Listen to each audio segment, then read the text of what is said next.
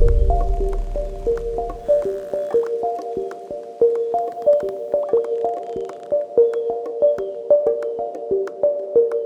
küll on selline eellugu, et ma olen päris mitmendat põlve metsamees. Mina olen küll metsanaine, enne mind on olnud kõik seni mehed.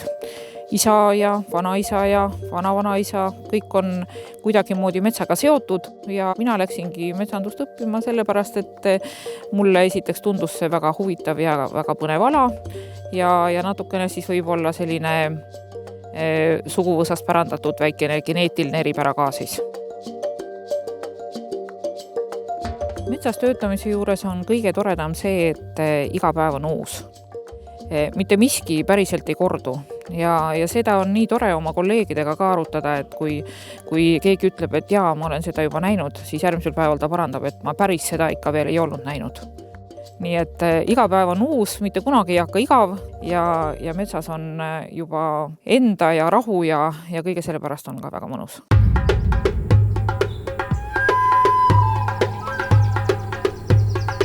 Metsanduse juurde ma tegelikult jõudsin natukene võib-olla isegi juhuslikult, et mul vanemad olid näitlejad, teatriinimesed. Ise ma tegelesin kuni keskkooli lõpuni ja natuke ka peale seda väga aktiivselt jalgrattaspordiga. Kuulusin Nõukogude Liidu noortekoondisse ja kui keskkool sai läbi, siis olin nagu valiku ees, et mida edasi teha, mida õppima minna. Ise olen lõpetanud EPA metsamajanduse ja just metsamajanduse küll nõukogude ajal, aga ma arvan, et sealt kaasa saadud teadmised ja omandatud oskused on ikkagi suunanud mind metsast õigesti aru saama ja metsaga õigesti toimetama. Ja täna ma olen väga õnnelik, et ma selle valiku tegin. Õpitud amet, nüüd juba võib öelda, et üle 40 aasta selle sees olnud.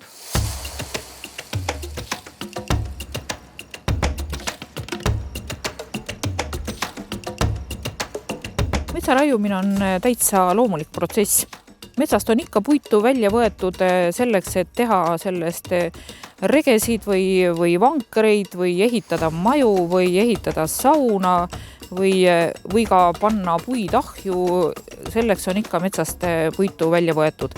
See maja siin näiteks on ehitatud minu enda metsa palkidest. Ja siin on männipalgist ehitatud suitsusaun, mis on üks väga-väga tore asi eestlase traditsioonis.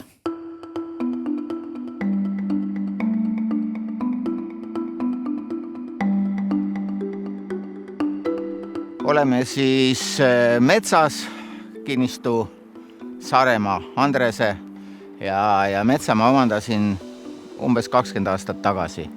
100 hektarit metsa on iseenesest päris suur metsatükk ja siin on majandamisvõimalusi hästi palju. Eks ta oleneb väga sellisest metsaomaniku lähenemisest metsale ja tema loomingulisest püüdlusest ka. Et 100 hektarit tähendab seda, et siin on ikkagi väga erinevaid vanuseid ja see siin on siis raieküps männik. Seda on siin hetkel umbes 4 hektarit sellest 100 ja kuna ma kavatsen selle siis nüüd ära raiuda ja kas siis järgmisel kevadel või hiljemalt ülejärgmisel kevadel on plaan siia istutada uus männik peale. Selleks, et me sellises metsas jõuaksime lõppraideni ja sellise tulemuseni, nagu me siin praegu näeme, on tegelikult inimesed näinud vaeva ja ma pakun välja viimased 50 aastat. Teda on hooldatud, teda on arvendatud ja kahjuks teda konservi panna ei saa.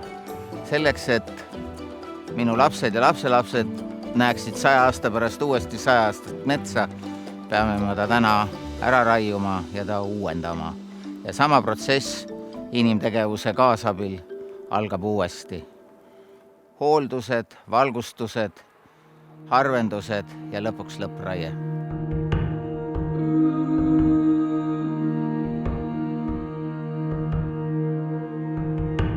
Kui mets on saavutanud oma küpsusvanuse, siis kõige sagedasem on, mis teda ees ootab, on uuendusraie.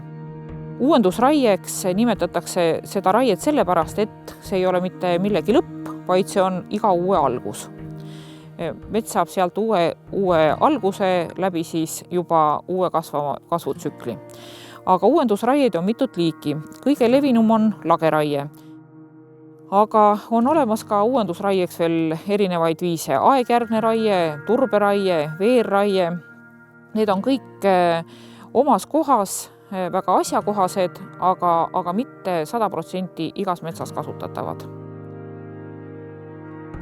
Turberaie on see, kus oodatakse, et kui raiuda üks osa metsast ära, et siis selle turbe all, selle varjus hakkab kasvama uus metsapõlv. Aga see sobib siiski puhtmännikutesse.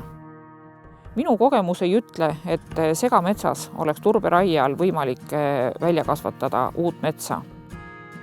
Aegjärgse raiega raiutakse mets mitme järguga, selliste 5-aastaste tsüklitega, aga see tähendab seda, et selles samas kohas käiakse puidu järgi iga 5 aasta tagant.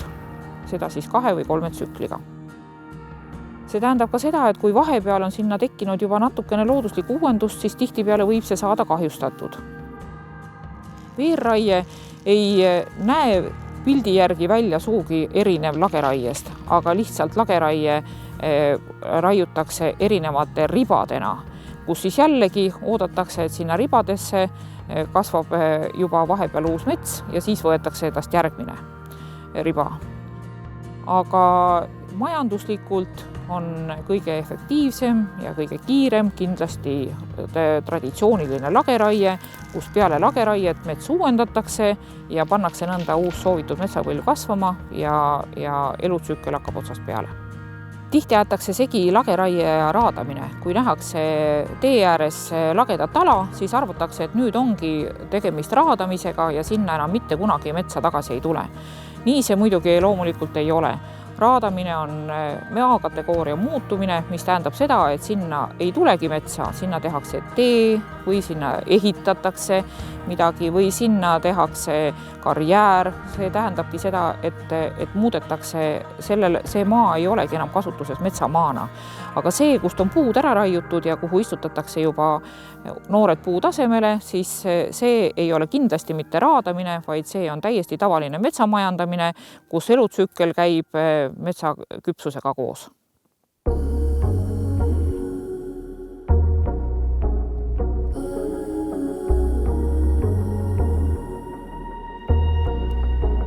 No, üks ilus sirgemänd, millest siis saab praktiliselt kuni ladvani välja palki.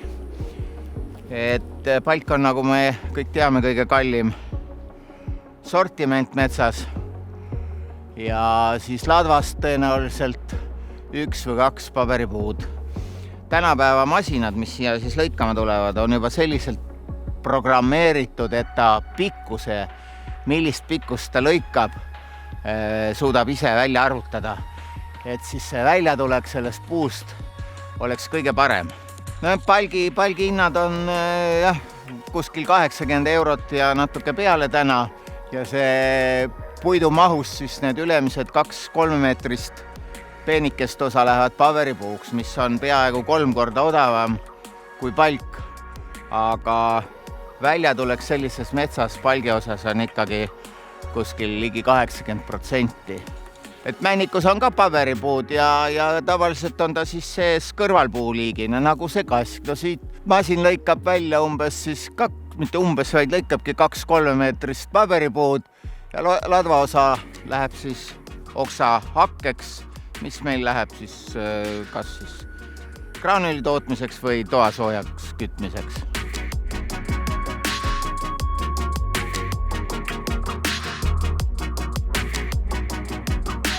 No nii, nüüd me oleme sellise esimese langetuse tulemuse juures, et palk, mis võib-olla on iga metsaomaniku unistus või see, mille nimel ta seda metsa kasvatab, et sellist kvaliteetset puitu saame. Esimene lõige üldjuhul oksavaba, siit tuleb kõige kvaliteetsem puit, kõige kõrgemini hinnatud. Siit tuleb üldiselt mööbel, liistud, igasugused tooted, mis vajavad just sellist puhast puitu, kus oksa palju sees ei ole.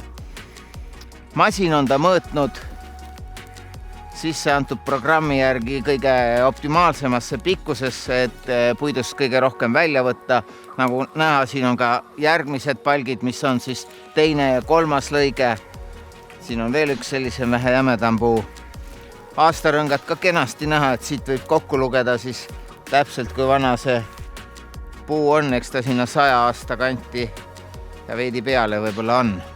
Mänd, energiapuud nagu näha, pole siin üldse. 2 notti ladvast on tulnud siis paberipuud. Ehk siis väljatulek, palgiprotsendi väljatulek ikkagi väga-väga hea.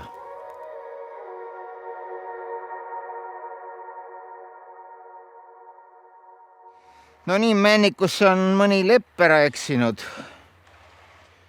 Tundub, et 2 leppa. 4 notti on siin lepa pakuks saetud, ehk need lähevad siis saetööstusse.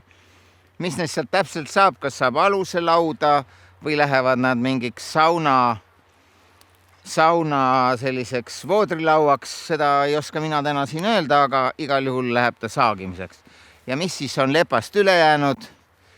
No vaat see on nüüd siis see klassikaline energiapuu, millest enam tõesti mitte midagi muud ei saa, kui siis kas otse küttesse või graanuliks.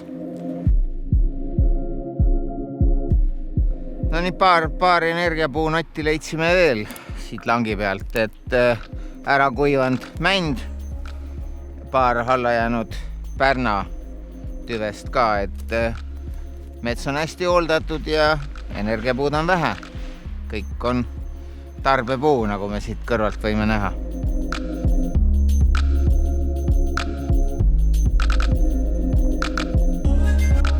No metsamasinatega olen mina kokku puutunud 89. 90. aastast ja esimesed valmetid, mis Eestisse tulid, olid Pärnu metsakombinaadi omad, kus ma olin tollal meister. Selle ajaga on muidugi tehnoloogia meeletult muutunud. Kui me tol hetkel imestasime, kuidas me üldse nende vanade nii-öelda nõukogudeaegsete traktoritega suutsime metsa üles töötada, siis täna võib öelda, et see vahe tolleaegsete langetusmasinate ja tänaste masinate vahel on peaaegu et sama suur. Ja eriti silmas pidades võib-olla seda operaatori töömugavust. No üks näide siin sellest tänapäeva tehnoloogiast, et operaator ja masin siis märgivad selle tüvese juba ära vastava värviga ja kui tuleb järgmine masin ehk kokkuvedaja, selle järgi on juba saaja tehas arusaadavaks tehtud. Ehk siis märgistatakse ära, kuhu üks või teine sortiment liigub. Erinevad tehased, erinevad vajadused.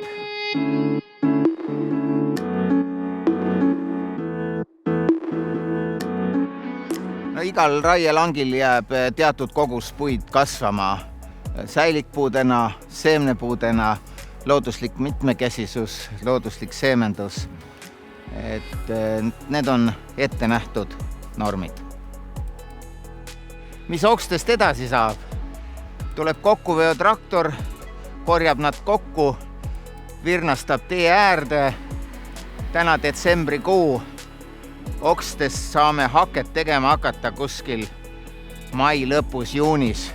Ja miks see põhjus on see, et okaspuu mets, okkad on küljes, see materjal ei kõlba ennem küttehakkeks, kui okkad on küljest ära kukkunud või vähemalt nad ei ole rohelised. Ehk siis midagi ei lähe kaotsi. Teisest küljest korjame langi pealt selle oksa ära. Seemendamise võimalus ka paraneb, et seemnel on koht, kuhu kukkuda ja noorel metsal siis, mis looduslikult siia juurde tuleb, on võimalus kasvama hakata. Nii, no mis sellest metsast edasi saab? ehk siis kogu perega on plaanis siia kevadel tulla istutama, ka lapselapsed kaasa võtta, kes on 2-aastane, kes on 5-aastane ja võib-olla mõned fotod teha, et siis hiljem nad näevad seda enda istutatud või vähemalt istutuse juures olnud metsa sirgumist ja saavad aru looduse ringkäigust, kui nii öelda. Me oleme nüüd sellises 120-aastases metsas. 15 aastat tagasi oli siin suur jaanuaritorm aastal 2005 ja see murdis siit metsast päris palju, aga parasjagu nii vähe, et metsaomanik sai alustada nii-öelda püsimetsandusega.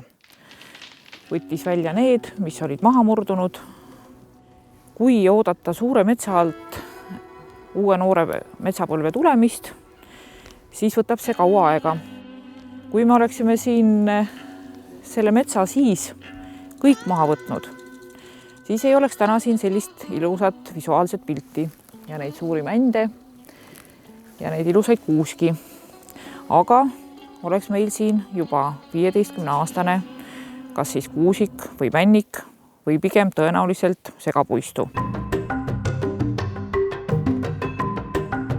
Nii, kui see eelmises kohas me vaatasime sellist kohta, kus metsaomanik oli ikkagi käe metsale külge pannud ja natukene raiunud ja see andis ka lootust, et alt, kui piisavalt valgust tuleb, uus mets ikkagi kasvama hakkab. Ja siis on omaniku valik, mida ta teeb siis selle püsti oleva metsaga. Aga selle koha peal siin ei ole metsaomanik midagi teinud. Siin on näha, et loodus teeb ikkagi oma töö ja kui puu saab vanaks, kukub ta ümber, siia ta jääb, ükskord kõduneb ta siin ära ja nii saab uus metsapõlv rammu juurde, aga selle metsapõlvel selle seemne jõudmine sinna mullani võtab ikka kaua aega ja nii on ka näha, et siin tegelikult alt üldse looduslikku uuendust ei tule. Ja kui metsaomanik siin midagi ei tee, siis võtab selle uue metsa kasvamine siia väga kaua aega. Siin on nüüd natukene valgem koht, kus on siis pisikene valguslaik, aga kui siit nüüd arvata, et siia tuleb nüüd sellist puitu, mida metsaomanik saaks väärindada ja millest ta ka tulu saaks, siis tegelikult looduses ikkagi kõige kiiremakasvulised on sellised lehtpuud, mida me sinna tavaliselt ei taha, valget leppa, sarapuud, võib-olla veel midagi sellist, mis metsaomanikule tulu ei too ja nemad asustavad selle paiga kohe kõigepealt ja kõige kiiremini. Kui majandusvõtetega metsas toimub majandamine ja uue metsa loomine ja kasvatamine kordades kiiremini, nii ütleme, et see uus mets samasugune on seal umbes 70 aastaga, siis püsimetsandusvõtet kasutades on see kordades pikem, vähemalt 2 korda, kui mitte rohkem pikem, et sinna jällegi uus metsapõlv saada.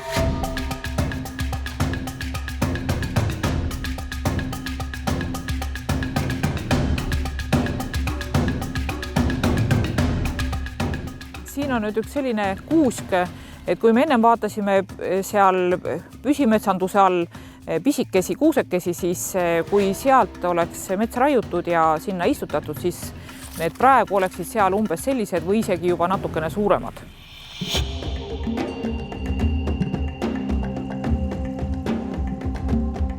Siin on nüüd selline valge lepik, mis on üsna tavaline erametsaomaniku rõõm. See on kasvanud vanale põllumaale. Siin uskumatu küll, eks, aga veel umbes 70 aastat tagasi olid siin kõik põllud ja metsad olidki need väiksed tukakesed, mida me seal ennem vaatasime.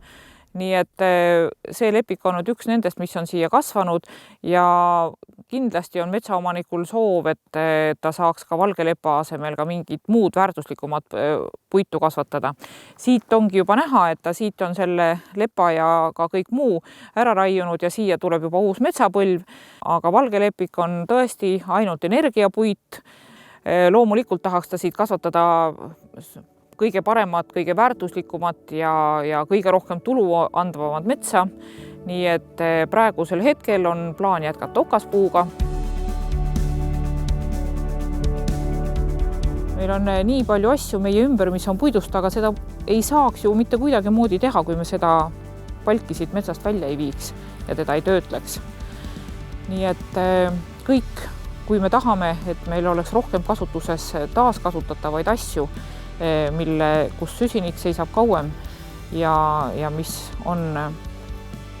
ei ole fossiilsed kütused ega tehtud naftast, siis sellisel juhul kõik peame ka vaatama selle pilguga lageraiet, et sellest on jälle läinud midagi sellist teele kuskile tööstusesse või tehasesse, kust sünnivad meile puidust asjad.